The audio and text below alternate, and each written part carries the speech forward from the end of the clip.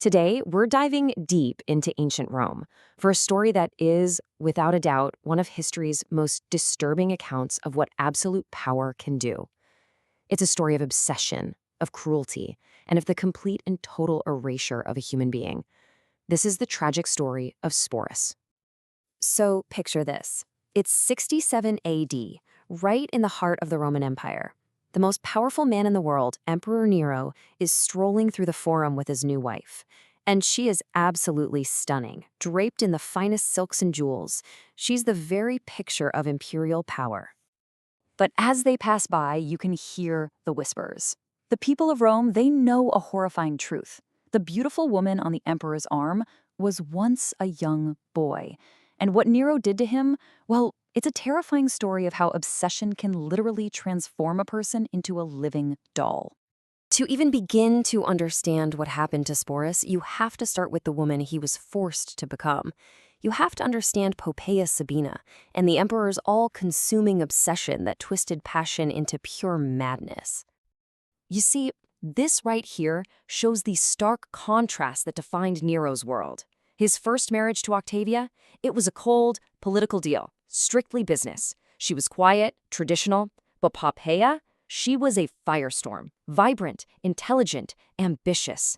Nero wasn't just attracted to her, he was completely and utterly consumed by her. But let's be clear, this wasn't love. It was a terrifying need for ownership. Ancient historians tell us he'd fly into a murderous rage if another man so much as glanced her way. He put her under constant surveillance, showered her with gifts so lavish they were draining the treasury, and then he systematically cut her off from all her friends and family.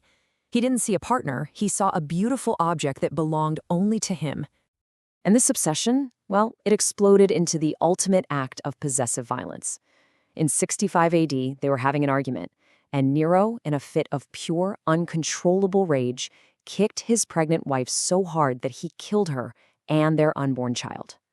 The man who had everything had just destroyed the one thing he claimed to care about most. Now, Nero's reaction to this wasn't grief. Not really. It was a complete and total psychotic break. His mourning wasn't about loss. It became this desperate, twisted quest to somehow bring Poppaea back from the dead. It's here that his madness just goes completely off the rails. He defies all Roman tradition, refusing to cremate her body. Instead, he has her embalmed. He declares her a goddess, and get this, he would spend days talking to her corpse as if she were still alive. The entire imperial court was just forced to play along with this terrifying fantasy. And into this world of madness that a young boy named Sporus steps. Now, to understand just how powerless he was, you need to know his status. He was a freedman, a former slave. So, yeah, this gave him some privileges, but it also meant he was completely dependent on the emperor. And in a world where the emperor's word is law, that left him utterly vulnerable to any command, no matter how insane. Then, one day, Nero saw him, and multiple ancient sources all agree on the one single detail that sealed this boy's fate. He looked almost identically like the dead Empress. For Nero's shuttered mind, this wasn't just a coincidence. Oh no, it was a second chance. What happened next? This wasn't just a cruel whim.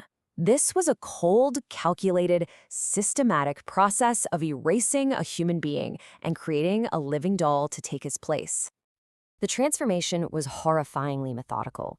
First, Nero ordered a castration, a brutal, irreversible surgery to physically change him forever.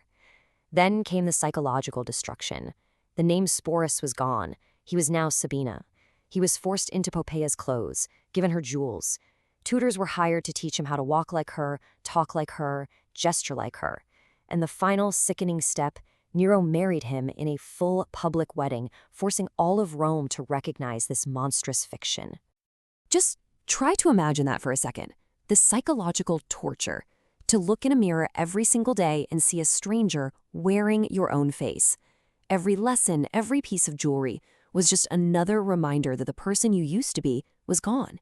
He was literally becoming a ghost in his own body. So after the wedding, Sporus's life became this constant, high-stakes performance. He wasn't just playing a part. He was living as the ghost of a dead woman in a world where one wrong move, one tiny mistake, could get him killed. This was his new reality. Think about it. At state dinners, he had to answer to the name Sabina. When Nero would start talking about old memories he shared with Poppaea, Sporus had to pretend that he remembered them too. The sources say he actually got very good at the deception, but inside he became more and more withdrawn, just consumed by sadness. Now, while Nero was lost in this bizarre fantasy, the real world was catching up, and fast. He takes Sporus on this grand tour of Greece, completely ignoring his duties in Rome. Rebellions start breaking out. By 68 AD, the Senate declares him an enemy of the state. Facing capture, Nero takes his own life, leaving Sporus suddenly and completely alone. You would think Nero's death would be a release, a chance for freedom, but what happened next was arguably even more tragic. Sporus wasn't seen as a person anymore. He was a political prize, a living symbol of Nero's power, there to be owned. He was literally passed from one powerful man to the next, like a spoil of war. First, he was claimed by the head of the Praetorian Guard. When he was killed, Sporus was passed to the new emperor Otho, and when Otho fell, he was seized by his successor, Vitellius. And each one of them continued the cruel charade, forcing him to remain a woman, still calling him Sabina. He had ceased to be a person entirely. He was just an object, a trophy. But the last emperor, Vitellius, he had one final, unbelievably horrific plan. He decided to turn Sporus's life into a public spectacle by forcing him to reenact a violent, humiliating myth in the middle of the Colosseum for the amusement of thousands. For Sporus, this was it, the ultimate degradation. Facing this final public horror, he made a choice.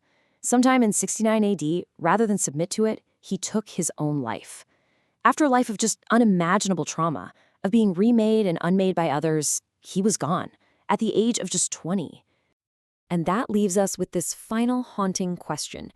We know his life was a tragedy, of course, but was his death? Or, in that one final act, did Sporus finally reclaim the one thing that had been stolen from him all those years before, the power to decide his own fate? It makes you wonder if, even after being systematically erased, some part of him survived and chose defiance over one last degradation.